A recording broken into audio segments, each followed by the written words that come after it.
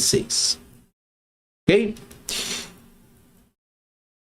Pois bem, vamos adiantar aqui e ver salários acima do equilíbrio. Salários acima do equilíbrio.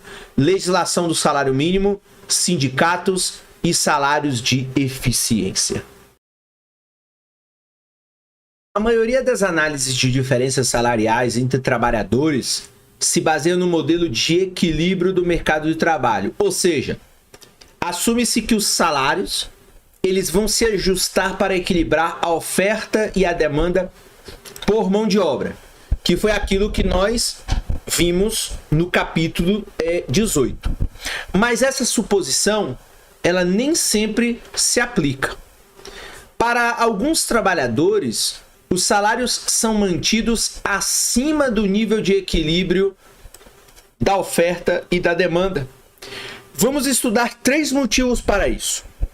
Então, antes de avançarmos, é importante ficar claro o seguinte. Tudo que nós vimos no capítulo 18 funciona num mercado competitivo, baseado no modelo de equilíbrio do mercado, baseado nas forças da demanda por mão de obra e nas forças da oferta de mão de obra.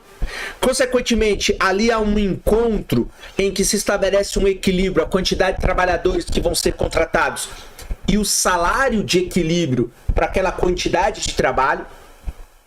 E, consequentemente, você tem ali um ambiente perfeito. Mas, na realidade, na prática concreta, em boa parte dos mundos, muitas vezes os salários eles são mantidos acima do nível que equilibra a oferta e que equilibra a demanda.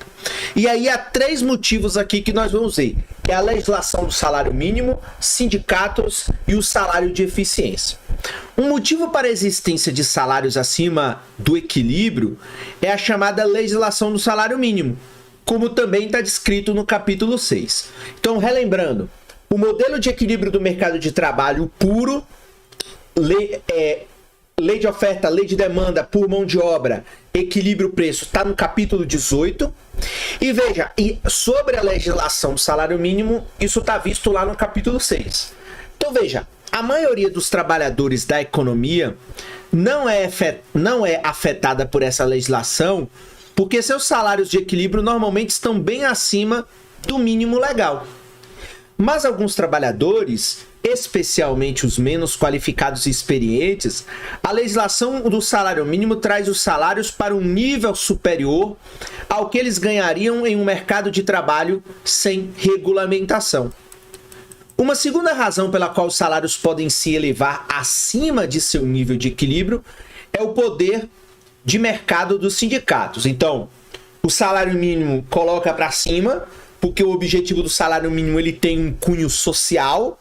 Então, trabalhadores, por exemplo, trabalhador de construção civil, pouco qualificado, se não tiver um salário mínimo, a construtora vai querer pagar R$500 para o cara. R$500 ele não sobrevive. Então, o governo estabelece um salário mínimo, que também tem os seus problemas, mas que melhora a condição, portanto, de sobrevivência desse trabalhador. E acoplado a isso, nós temos aí o poder de mercado dos sindicatos. Então, um sindicato é uma associação de trabalhadores que negocia salários e condições de trabalho com os empregadores. Os sindicatos, muitas vezes, conseguem fazer que os salários fiquem acima do nível que prevaleceria na ausência do sindicato, talvez porque eles possam intimidar, retirando os trabalhadores de uma empresa por meio da convocação de uma greve. Há pesquisas, portanto, que sugerem que os trabalhadores sindicalizados eles ganham cerca de 10 a 20% a mais do que aqueles que exercem a mesma atividade e não são sindicalizados. Então, mostrando mais uma vez aí que você tem não só a legislação governamental, mas você tem a pressão de uma estrutura sindical que contribui, portanto, para que o salário ele aumente através de algumas pressões.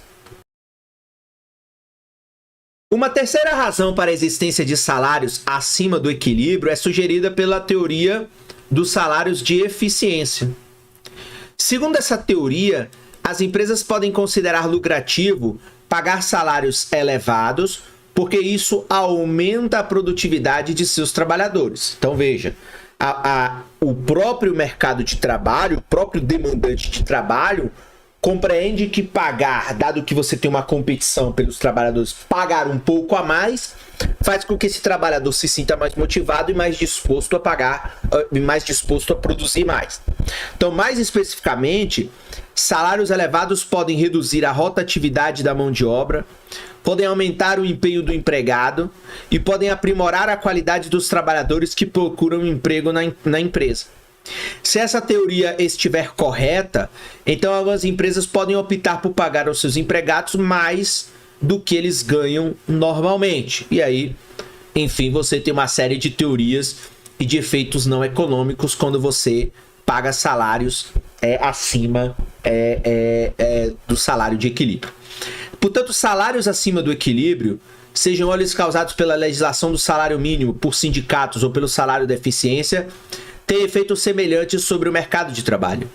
Mais propriamente, fazer que um salário fique acima do nível de equilíbrio aumenta a quantidade ofertada de mão de obra. Então, salário acima do nível de equilíbrio faz com que mais pessoas queiram trabalhar e reduz, portanto, a quantidade demandada dessa. E, ao contrário, salários maiores fazem com que as empresas talvez se sintam menos estimuladas a contratar mais trabalhadores.